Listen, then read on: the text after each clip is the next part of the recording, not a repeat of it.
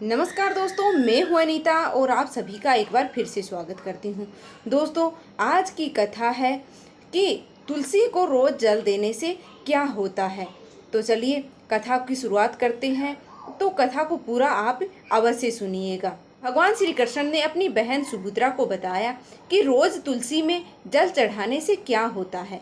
एक समय की बात है जब सुभद्रा अपने मायके द्वारिका में आई हुई थी भगवान श्री कृष्ण से मिलने के लिए अपने पति अर्जुन के साथ। वे दोनों एक विशाल रथ में बैठ करके द्वारिका में आए।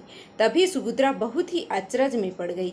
उन्होंने देखा कि उसके भाई श्री कृष्ण अपनी पत्नी रुक्मणी के साथ तुलसी में जल दे रहे हैं। तो सुभद्रा महल में न जाकर अपने भाई के पास चली गई और उनसे पूछा कि भैया आप यहाँ क्या कर रहे हो, क्या तुलसी का पौधा आपको इतना प्रिय है। तब भगवान श्री कृष्ण कहते हैं, हाँ बहन, तुलसी ही भगवान श्री हरि को प्रिय है। अगर हम तुलसी की पूजा रोज करते हैं, नित्य रूप से जल देते हैं, तो हमारे सारे दुख और पाप हैं वो दूर हो जाते हैं। साथ ही हमें मृत्यु के बाद मुक्ति भी मिल सकती है।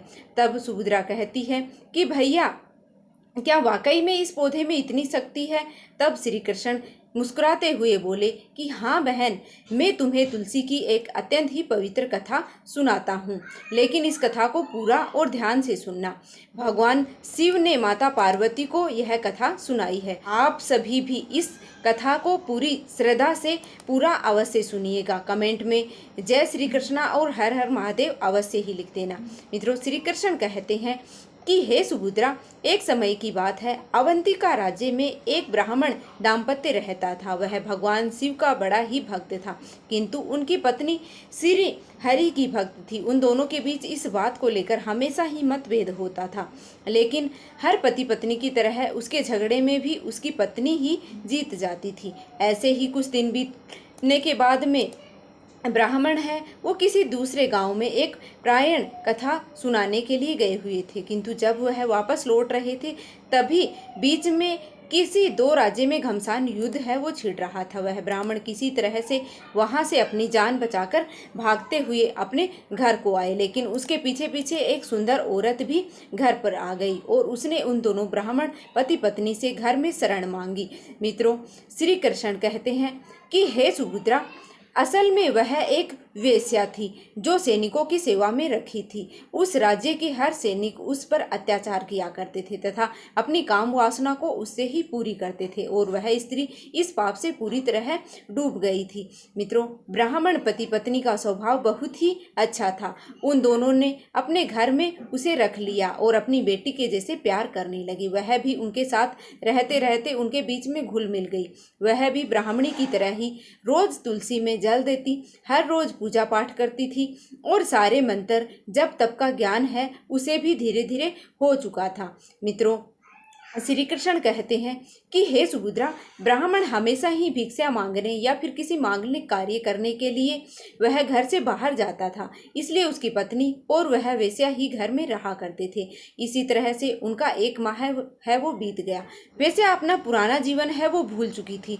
फिर एक दिन अचानक कुछ सैनिक वेश्या को ढूंढते हुए उसी घर में आ गए और उसे अपने साथ चलने के लिए जबरदस्ती करने लगे, किंतु वे सैनिक तो दूसरे पड़ोसी शत्रु राज्य के थे, इसलिए उन्होंने जबरदस्ती करते हुए उन दोनों स्त्रियों को मार डाला और वे वहां से चले गए। फिर आगे ब्राह्मणी को स्वर्ग की प्राप्ति हुई और उस वेश्या को नरक में जाना पड़ा।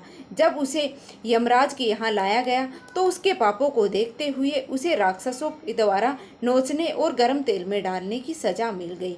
उस वेश्या ने भी अपने पापों को जानते हुए सजाओं को स्वीकार किया और उसे भोगने के लिए आगे बढ़ गई, किंतु जब वह राक्षसों के द्वारा उसे खाने का प्रयास किया गया तो उसका शरीर सोने के समान चमकदार बन गया, जैसे उसे कोई भी नहीं खा पाया। फिर जब उसे तेल में डाला तो उसका शरीर जलने की बजाय वह ठंडा पड़ गया। इस चमत्कार को देखते हुए यमराज सहित सारे यमदूत हैरान हो गए। तभी उस वेश्या ने भगवान श्री हरि का स्मरण किया। मित्रों, श्री कृष्ण कहते हैं कि हे सुभद्रा, भगवान श्री हरि स्वयं वहां पर प्रकट हुए और उन्होंने के साथ ही समस्त देवतागण भी वहां पर आ गए। मित्रों, उस समय भगवान श्री हरि ने यमराज और समस्त देवताओं को तुलसी का जल चढ़ाने का महत्व समझाया और कहते हैं कि तुलसी के पूजन से एवं मंत्र जप करने से व्यक्ति सभी पापों से मुक्त होकर वैकुंठ में जाता है। जो कार्तिक महीने में मुझको तुलसी पत्र है अर्पण करता है वह 100 हज गोदान का पुण्य है वो प्राप्त करता है। जो मनुष्य निसंतान होता है वह पुत्रवान बन जाता है, रोगी को रोग मुक्त हो जाता है और भयभीत मनुष्य निर्भय हो जाता है और पापी के सभी पाप हैं वो मुक्त हो जाते हैं।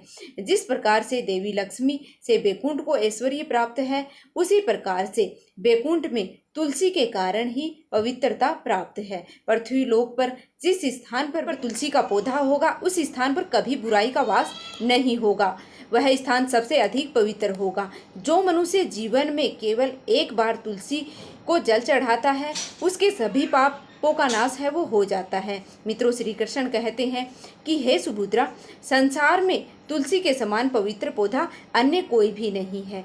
जो स्त्री नित्य इसकी पूजा करती है वह सदा ही सौभाग्यवती रहती है। जो मृत्यु के समय अपने मुख में तुलसी पत्र का जल पा जाता है वह संपूर्ण पापों से मुक्त होकर वैकुंठ धाम को जाता है। इस पौधे को विष्णु प्रिया भी कहा जाता है। तुलसी की नित्य प्रतिदिन पूजा करने से, तुलसी के पौधे में जल चढ़ाने से घर परिवार में दरिद्रता का वास नहीं रहता है। लक्ष्मी माता एवं भगवान विष्णु की कृपा बनी रहती है। विभिन्न कष्टों का निवारण होता है और घी का दीपक, धूप दीप, सिंदूर, चंदन, नैवेद्य एवं पुष्प आदि से तुलसी की पूजा करने से सभी जन्मों के पाप हैं वो नष्ट हो जाते हैं और व्यक्ति सुख समृद्धि को प्राप्त करता है। शास्त्रों के अनुसार जिस घरों में तुलसी का पौधा सदैव ही हरा भरा रहता है उस घर में सुख समृद्धि एवं शांति बनी रहती है। अगर आपके घर में तुलसी हो तो सुख शांति और समृद्धि के लिए तुलसी माँ को चुनरी अवश्य ही चढ़ानी चाहिए। अक्सर लोग घर में तुलसी का पौधा तो लगा देते हैं लेकिन उनसे यह गलती हो जाती है कि वे तुलसी माँ को चुनरी है वो नहीं चढ़ाते हैं, जिसके कारण उन्हें तुलसी लगाने का शुभ फल है वो प्राप्त नहीं हो पाता है। हमेशा ध्यान रखें कि तुलसी का पौधा चुनरी के बिना अधूरा होता है। तुलसी केवल एक पौधा ही नहीं है बल्कि वह देवी है, विष्णु की पत्नी है। उन्हें हम अपनी माता मानते हैं, इसलिए तुलसी को चुनरी अवश्य ही चढ़ानी चाहिए। आप तुलसी पर हरे, पीले अथवा लाल रंग की चुनरी है वो चढ़ा सकते हैं। दोस्तों, कुछ लोग जाने अनजाने में तुलसी के पास ऐसी चीज़ें हैं वो रख देते हैं जिससे तुलसी का अपमान होता है। तुलसी का पौधा बहुत ही संवेदनशील होता है, इसकी अच्छी तरह से देखभाल करनी पड़ती है, तभी इसके शुभ फल हैं वो प्राप्त होते हैं। इसलिए तुलसी के पौधे के पास आपको अपने मुख से कभी भी अपशब्द हैं वो नहीं बोलने चाहिए। तुलसी के पास भूल से भी जूते चप्पल अथवा झाड़ू पोछा है वो नहीं रखना चाहिए, इसे पाप माना जाता है। जहाँ पर तुलसी का पौधा होता है उस स्थान के आसपास थूकने से घोर अनर्थ होता है। तुलसी के पास जल से भरा हुआ पात्र भी नहीं रखना चाहिए। तुलसी के पास दीपक जलाने के बाद दीपक को वहां से हटा देना चाहिए, क्योंकि तुलसी के नीचे बुझा हुआ दीपक है वो रखना अशुभ माना जाता है। जिस स्थान पर तुलसी का पौधा होता है उस स्थान को हमेशा स्वच्छ रखना चाहिए, इसलिए नियमित रूप से तुलसी के पौधे के पास साफ सफाई का ध्यान है वो रखना चाहिए। तुलसी के पौधे में शिवलिंग और गणेश जी की प्रतिमा नहीं रखनी चाहिए। साथ ही तुलसी के गमले में अन्य किसी प्रकार का पौधा है वो लगाना अशुभ होता है।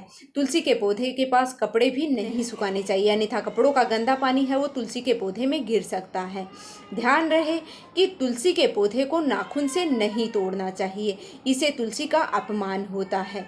यदि तुलसी के पत्ते सूख कर गिर जाते हैं तो उन्हें कचरे में नहीं फेंकना चाहिए, उन पत्तों को आप तुलसी की मिट्टी में ही दबा दें। रविवार के दिन तुलसी के पत्तों को नहीं तोड़ना चाहिए और रविवार को तुलसी को जल भी नहीं चढ़ाना चाहिए। बाकी अन्य दिन नित्य बिना चूके आप तुलसी को सुबह जल है वो अवश्य ही देना चाहिए और शाम के समय एक दीपक है वो अवश्य जलाना चाहिए। अक्सर महिलाएं स्नान के बाद अपने बाल हैं वो खुले रख करके तुलसी में जल देती हैं, ऐसा करना गलत है। महिलाओं को हमेशा ही अपने बाल हैं वो बांधकर माथे पर सिंदूर लगाकर ही तुलसी में जल देना चाहिए, इससे तुलसी का आशीर्वाद है वो प्राप्त होता है। घर में तुलसी का पौधा लगाते समय ध्यान रहे कि आप इसके लिए गंदी मिट्टी का उपयोग है वो ना करें। तुलसी के पौधे के लिए शमशान अथवा गंदगी वाले स्थान की मिट्टी को कभी भी उपयोग में नहीं लाना चाहिए, इससे तुलसी माता है वो रूठ जाती है और सूखने लगती है।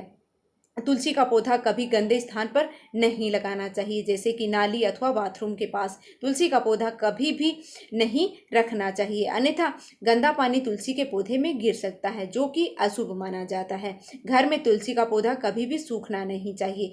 शास्त्रों में ऐसी मान्यता है कि घर में तुलसी का पौधा सूख जाए तो घर की सुख समृद्धि है वो नष्ट हो जाती है। सूखी हुई तुलसी में माँ का वास है वो नहीं होता है, माता लक्ष्मी का वास नहीं होता है। वास्तु शास्त्र के अनुसार तुलसी का पौधा है वो सूख जाए तो यह आने वाली किसी विपत्ति या दुर्घटना का संकेत है वो देता है। इसलिए तुलसी को अच्छे से ख्याल रखना चाहिए, उसे नित्य जल देकर हरा भरा रखना चाहिए। तुलसी में कभी भी किसी प्रकार के केमिकल हैं वो नहीं डालने चाहिए, केवल खाद्य पदार्थ हैं, गोबर का प्रयोग आप कर सकते हैं। साथ ही इन बातों का ध्यान रखें कि तुलसी में मकड़ी के जाले अथवा कीड़े हैं वो नहीं लगने चाहिए। ऐसे स्थान पर माता लक्ष्मी है वो वास नहीं करती है। शास्त्रों के अनुसार मासिक धर्म के दौरान महिलाओं को तुलसी के पौधे में पानी नहीं डालना चाहिए और तुलसी को स्पर्श भी करना वर्जित माना गया है। तुलसी को बिना स्नान किए जल है वो नहीं देना चाहिए और पैरों में चप्पल पहनकर भी तुलसी में जल है वो नहीं देना चाहिए। तुलसी को जल देते समय ध्यान रहे कि वह जल आपके पैरों में ना पड़े, इससे तुलसी का अपमान होता है। श्री कृष्ण कहते हैं, नित्य तुलसी के दर्शन से मनुष्य स्वर्ग की प्राप्ति होती है और तुलसी पत्तर के सेवन से उसके सभी पाप हैं वो नष्ट होते हैं। तुलसी का पौधा हमेशा ही घर के सामने लगाना चाहिए। इसे पूर्व अथवा उत्तर दिशा में लगाना सबसे अधिक शुभ होता है। अगर तुलसी के गमले में दूसरे पौधे उग जाते हैं तो उन्हें समय समय पर हटा देना चाहिए। अगर तुलसी के ही अन्य पौधे उगते हैं तो यह दूसरों को मतलब दान है वो कर देना चाहिए। कहा जाता है कि जब घर में एक से अधिक तुलसी के पौधे अपने आप उग जाते हैं तो घर में साक्षात माता लक्ष्मी का आगमन होता है। तुलसी के पास कभी भी कांटेदार पौधे हैं वो नहीं रखने चाहिए, इसे माँ लक्ष्मी है वो रुष्ट हो जाती हैं। तुलसी के पास मरुस्थलीय पौधे रखना बेहद ही अशुभ माना जाता है, ऐसे पौधों से नकारात्मक ऊर्जा निकलती है। शास्त्रों में कहा गया है कि जिन पौधों से हरी भरी कलियों की उत्पत्ति ना हो, उस स्थान पर कांटे निकलते हों, तो ऐसे पौधों को तुलसी के पास है वो कभी भी नहीं रखना चाहिए, बल्कि मरुस्थलीय पौधों को घर के किसी अन्य स्थान पर रखने भी नहीं चाहिए, मतलब कि किसी अन्य स्थान पर भी ऐसे पौधों को नहीं रखना चाहिए। इन पौधों के कारण घर का वातावरण है वो नकारात्मक बन जाता है, जैसे कि कई लोग नागफनी का पौधा सजावट के लिए घर में रखते हैं। ऐसा करना बिल्कुल भी शुभ नहीं है, यह गलत है। नागफनी का पौधा तो गलती से भी तुलसी के पास नहीं रखना चाहिए, यह तुलसी की संपूर्ण सकारात्मक ऊर्जा को नष्ट कर देता है। लेकिन शास्त्रों में केले के पौधे को विशेष ही महत्व बताया गया है। अगर आप तुलसी के पास केले का पेड़ लगा देते हैं तो आपको कई गुना फल की प्राप्ति होती है। केले के पेड़ में भगवान विष्णु का वास होता है, इसे तुलसी के पास लगाने से घर में सुख समृद्धि आती है। साथ ही जिस स्थान पर भगवान विष्णु का वास होता है वहाँ लक्ष्मी खुद चलकर आती हैं। दोस्तों, अगर आपको तुलसी के पौधे में शालिग्राम भी अवश्य ही रखना चाहिए। तुलसी के गमले में शालिग्राम रखने से तुलसी और भी अधिक शुभ प्रभाव है वो आपको देखने को मिलेगा। शालिग्राम भगवान विष्णु का ही निराकार रूप माना जाता है। यह काले रंग का पत्थर होता है जिसे विलक्षण या मूल्यवान माना गया है। इसे अगर आप तुलसी के गमले में रखेंगे तो आपके घर में संपूर्ण नकारात्मक ऊर्जा है वो नष्ट हो जाएगी। मान्यता है कि शालिग्राम में अल्प मात्रा में स्वर्ण भी होता है। यह पत्थर उत्तर की गंडकी नदी में पाए जाते हैं, इसलिए अगर आप शालिग्राम तुलसी के पौधे में रखते हैं तो भगवान विष्णु के साथ आपको माता लक्ष्मी की कृपा भी प्राप्त होती है। आपके घर में कभी भी धन धान्य की कमी नहीं रहेगी। अंतिम में महत्वपूर्ण बात आपको बता दें कि तुलसी का पौधा कभी भी लालच में आकर नहीं लगाना चाहिए। तुलसी का पौधा लगाएं तो उसकी नित्य पूजा आपको अवश्य करनी चाहिए। अगर आप इन नियमों का पालन है वो नहीं कर सकते हैं तो तुलसी का पौधा घर में लगाकर तुलसी माँ का अपमान भूल से भी नहीं करना चाहिए। दोस्तों, फिर श्री हरि सभी देवी देवताओं और यमराज से कहते हैं कि हे धर्मराज, इस स्त्री ने तुलसी की पूजा सच्चे मन से की है, इसलिए इसके सारे पाप हैं वो माफ हो जाते हैं। अकाल मृत्यु ही इसके लिए सबसे बड़ी सजा है और यह स्त्री अब बैकुंठ धाम की सदस्य है। ऐसा कहते हैं कि उस वेश्या की आत्मा श्री हरि के अंदर प्रवेश कर जाती है और श्री हरि समेत सारे देवता भी अंतर्ध्यान हो जाते हैं। मित्रों, श्री कृष्ण कहते हैं कि हे सुभद्रा, तुम समझ चुकी होगी कि आखिर क्यों तुलसी की पूजा करनी चाहिए। तब सुभद्रा कहती है कि मैं भी हर दिन नित्य तुलसी की पूजा करूंगी। प्रिय दर्शकों, अब आप भी समझ चुके होंगे कि आखिर क्यों चढ़ाया जाता है तुलसी में रोज जल। आशा करते हैं कि आपको यह कथा पसंद आई होगी। तो अगर आपको यह कथा थोड़ी सी भी पसंद आई है तो प्लीज़ कथा को अपने फैमिली फ्रेंड के साथ शेयर अवश्य कर दीजिएगा और कमेंट बॉक्स में जय श्री कृष्णा और जय माता तुलसी अवश्य ही लिख देना। तो मिलते हैं फिर से एक और वीडियो के साथ, तब तक के लिए धन्यवाद। माता लक्ष्मी और भगवान विष्णु की कृपा है वो आप और आपके परिवार पर हमेशा बनी रहे।